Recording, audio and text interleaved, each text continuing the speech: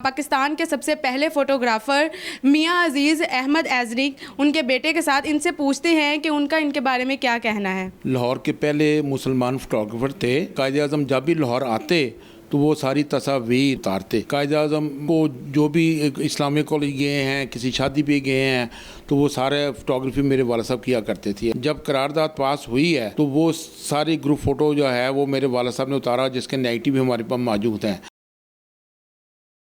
अस्सलाम वालेकुम, TV today digital से मैं हूं आपकी होस्ट रिमशा मकसूद। आज मैं मौजूद हूं पाकिस्तान के सबसे पहले फ़ोटोग्राफ़र मियां अजीज़ अहमद एजनिक उनके बेटे के साथ। इनसे पूछते हैं कि उनका इनके बारे में क्या कहना है। सर, आप हमें बताएं कि आपने अपने वालिद के साथ इतने ज़्यादा टाइम गुजारा है, तो उनकी यादों के बारे में थोड़ा सा हमें बताएँ। कि मेरे वालिद साहब लाहौर के पहले मुसलमान फ़ोटोग्राफ़र थे। वो कायद आज़म जब भी लाहौर आते तो वो सारी तस्वीर वो कायद आज़म की तस्वीर उतारते।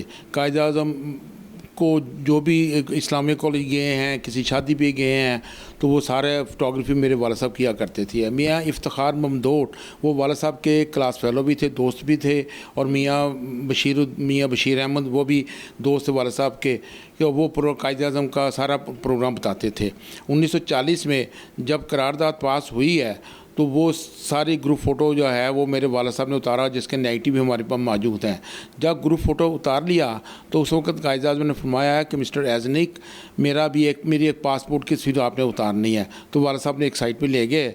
जब कुर्सी पर बिठाया कि तस्वीर उतार रहे थे तो उस वक्त फरमाया कायद आज़म ने कि मिस्टर एजनिक, मुझे भी शौक़ है फ़ोटोग्राफ़ी का। मेरे पास कोडक ब्राउनी कैमरा है जिससे मैं सारी फ़ोटोग्राफ़ी करता हूँ। कोडक ब्राउनी कैमरा जो है वो कोडक कंपनी ने 1900 में बनाया था। हमारे पास भी उस मॉडल का कैमरा है जो कि मैंने डोनेट भी किया है नेशनल साइंस म्यूज़ियम को भी, आर्मी म्यूज़ियम को भी, ताकि फर्स्ट वर्ल्ड वॉर में भी कैमरा यूज़ हुआ, सेकेंड वर्ल्ड वॉर में ये कैमरा यूज़ हुआ। ठीक है। उसके बाद 1942 में भी इफ्तिखार ममदोट साहब ने ममदोट हाउस जो कि डेविस रोड पे है, वहाँ पे तशरीफ़ ले गए कायद आज़म। वहाँ पे जो ग्रुप उतारने के बाद कायद आज़म ने फरमाया कि मिस्टर एजनिक, मेरी और फातिमा जना की एक हारली तस्वीर बनाओ। ठीक है। तो वो वाला साहब ने एक फातिमा जना के साथ भी तस्वीर बनवाई। फिर कायद आज़म ने कहा मेरी एक अकेली तस्वीर बनाओ, फिर मियाँ बशीर के साथ हारली तस्वीर बनाओ। सारे नेगेटिव हमारे पास मौजूद हैं। तो इस लिहाज से मेरे वालिद साहब जो है उनको बड़ा शर्फ हासिल है कि उन्होंने कायद आज़म के साथ कैसा काफ़ी वक्त गुजारा। ये हमारे लिए एक बड़ी याद रखता है। ठीक है, कि उन्होंने कायद आज़म के साथ ऐसा वक्त गुजारा। बल्कि एक दफ़ा गुज़र रहे थे निकलसन रोड से, तो वो मियाँ इफ्तिखार ममदोट ने कहा कि लेफ़्ट पे जहाँ पे रहते रहे हैं नवाज़ुद्दीन नसरुल्लाह रहते रहे हैं, वो बिल्डिंग हमारे पास थी। तो इफ्तिखार ममदोट साहब ने कहा कि ये एजनिक स्टूडियो है जी, जो सारी कवर करते हैं। तो कायद आज़म मुस्कुरा दी, उन्होंने सारा लाया कि अच्छा। सर, तो उन्होंने अपने करियर का आगाज़ कब किया? उन्होंने अपने कैरियर का आगाज़ 1928 में किया था। वो एक ब्रिटिश फ़ोटोग्राफ़र थे, वो आए थे फ़ोटोग्राफ़ी पढ़ाने के लिए। उन्होंने बताया कि पिन होल कैमरा क्या है, जो 1814 में बना था।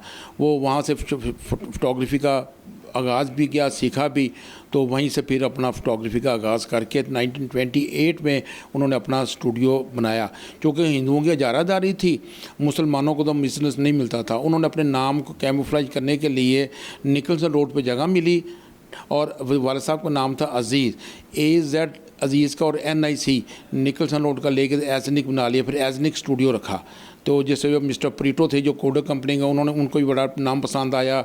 गवर्नर हेनरी क्रे के साथ भी काम किया गवर्नर हाउस में जाके। 1928 में पंजाब असम्बली हॉल की जो बैक साइड पे सेक्रेटेरिएट बना था, तो उस मौके पे नक्शे पे डिस्कशन हो रही थी कि उसके प्राइवेट सेक्रेटरी ने, गवर्नर हेनरी क्रे के प्राइवेट सेक्रेटरी ने कहा गवर्नर साहब को कि इल्म-दीन को फांसी हो गई है, जिस पे गवर्नर हेनरी क्रे का रंग भी उड़ गया और मुंह में पेंसिल लेके सोचा, और फिर वो जो मीटिंग थी वो कैंसिल करनी पड़ी। तो सर, उनका कायद आज़म के साथ कब इंटरेक्शन हुआ, कब उनके साथ उन्हें पता लगा कि ये फ़ोटोग्राफ़र है और वो उनकी तस्वीरें जो है ना वो उतारते शुरू की? वो 1940 में 1938-39 में जब भी लाहौर में आते कायद आज़म, तो क्योंकि मियाँ इफ्तिखार ममदोट साहब भी प्रोग्राम बताते तो उनके साथ ही वो रहा करते थे। ये भी बात हमें FE चौधरी साहब ने बताई कि हम तो प्रेस के लिए 1-2 तस्वीरें उतार के चले जाते थे, लेकिन एजनिक जो थे वो तो लाहौर के पहले मुसलमान फ़ोटोग्राफ़र भी थे, और वो कायद आज़म के साथ रहा करते थे। जहाँ भी कायद आज़म जाते तो वो सारी फ़ोटोग्राफ़ी मियाँ अजीज़ अहमद एजनिक ही किया करते थे। तो सर 23 मार्च में जब 1940 को करारदाद पास हुई, उस तरह की कोई उनके पास कोई याद है जो उन्होंने उतारी हो? हाँ जी, वो सारा वो नेगेटिव हमारे पास ही है। ग्रुप फ़ोटो है वो भी हमारे पास है, नेगेटिव भी हमारे पास हैं जो कि उतारा। ये भी हमारे लिए एक बहुत बड़ा रिकॉर्ड है पाकिस्तान के लिए। तो सर अभी तक हुकूमत पाकिस्तान ने आपको कोई अवार्ड या एजाज़ से नवाजा है? अभी तक हमें कोई अवार्ड से नहीं नवाजा गया। हालांकि वालिद साहब इंटरनेशनल लेवल पे पहचाने जाते हैं। 21 फ़ोटो वगैरह ब्रिटिश म्यूज़ियम में पड़ी हैं वालिद साहब की, ठीक है। इंडिया के सिलेक्टेड मटीरियल 1938 में इंडिया के सिलेक्टेड मटीरियल से 21 फोटोग्राफ ब्रिटिश म्यूज़ियम के लिए सिलेक्ट हुई, जो कि लगी हुई हैं, जिसका रिकॉर्ड भी हमारे पास है, उनका लेटर भी है। उसके बाद 2019 में एक बच्ची PhD कर रही है टोरंटो म्यूज़ियम में। तो वो बच्ची आके मिली PNCA की जो डायरेक्टर हैं डॉक्टर फौजिया सईद को। तो उन्होंने कहा कि मुझे कोई 1930 से पहले जो लेजेंड फोटोग्राफर है मुझे उनका बताइएगा। तो वो डॉक्टर साहब ने बताया कि जी लाहौर में रफ़ीक साहब हैं, आप उनके साथ रब्ता करेंगी तो वो आपको काफ़ी हिस्ट्री दे सकते हैं। तो मुझे उनका बच्चे का फ़ोन आया, तो उसने बताया जी कि मैं PhD कर रही हूँ टोरंटो म्यूज़ियम में, तो मुझे आपके बताया डॉक्टर साहब ने, तो मुझे उनकी हिस्ट्री चाहिए। तो जब मैंने सारी हिस्ट्री कायद-ए-आज़म की और पाकिस्तान मूवमेंट की वो सारी भेजी, तो वो इतनी खुश हुई, कहती मेरा तो आधा थीसिस मुकम्मल हो गया। तो हमारे लिए एक बहुत बड़ा एजाज़ की बात है कि किसी पाकिस्तानी फ़ोटोग्राफ़र का नाम PhD की स्टूडेंट है टोरंटो म्यूज़ियम में रखी जाएगी, वो बुक भी, उसमें हमारे वालिद साहब का नाम भी होगा। सर तो ये एक बहुत फ़ख्र की बात है, लेकिन पाकिस्तान में इस तरह के जो पुराने लोग गुजरे हैं जिन्होंने पाकिस्तान की इतनी ज़्यादा यादों को जो है ना अक्सबंद किया, उनको महफूज किया, और पाकिस्तान में अभी भी जो है ना उनको किसी भी एजाज़ से नवाजा नहीं गया, इसके बारे में आप क्या कहेंगे? ऐसा ही जी कि आजकल जो नई जो नस्ल आ रही है, वो तो जो नए सियासतदान हैं, एक्चुअल हमारा तो कोई ऐसी सीढ़ी कोई नहीं है कि हमें ऊपर चढ़ें, कोई सपोर्ट नहीं है हमारे पास इस किस्म की। लेकिन जो भी 2 गाने सुनाती हैं, 3 गाने सुनाती हैं, और जो भी जिनकी वाकफियत होती है, कुछ सियासी वाबस्तगी होती है, वो अपने सिविल अवार्ड ले जाती हैं। लेकिन पाकिस्तान में बदकिस्मती ये है कि जो लेजेंड फोटोग्राफर होते हैं या जो काम करते हैं, काम करने वाले, उनको कोई किसी अवार्ड से नहीं नवाजा जाता। अभी तक एज़नी साहब को कोई अवार्ड नहीं मिला पाकिस्तान की तरफ से। जी सर, आप इतने जो है ना लेजेंड के बेटे हैं, तो आपसे दूसरे ममालिक ने बाहर से काम करवाया है? ऐसा है जी कि मिस्टर JL सैवेज जो चीफ डिज़ाइनिंग इंजीनियर है अमेरिका का, उसने एक लेटर लिखा मिस्टर प्रीटो को, जो कोडक कंपनी के GM थे, कि मुझे एक लेजेंड फोटोग्राफर चाहिए क्योंकि मैंने पाखड़ा डैम की सारी फोटोग्राफी करवानी है। तो मिस्टर एज़नी, तो इन्होंने कहा कि आप लाहौर आएँ, तो मिस्टर एज़नी के अलावा और आपके साथ कोई काम नहीं कर सकता क्योंकि he is very very professional. तो वो जब लाहौर आया तो उनके मिला, और वो साथ पाखड़ा डैम जो इंडिया में बना है सारी फ़ोटोग्राफी उन्होंने उनकी की। बल्कि एक मौके पे ऊपर ही खड़े थे, तो वो जो डैम है वो उसका पानी थोड़ा सा कम आ रहा, बड़ा तंग था रास्ता। तो वो JL सैवेज ने कहा वालिद साहब को कि मिस्टर एज़नी मुझे ना यहाँ का चाहिए, ऐसी फ़ोटोग्राफ चाहिए कि मुझे पता चले कि इसकी चौड़ाई कितनी है। तो वालिद साहब ने कहा जी मैं करता हूँ काम, मुझे एक रस्सा मंगवा के दें।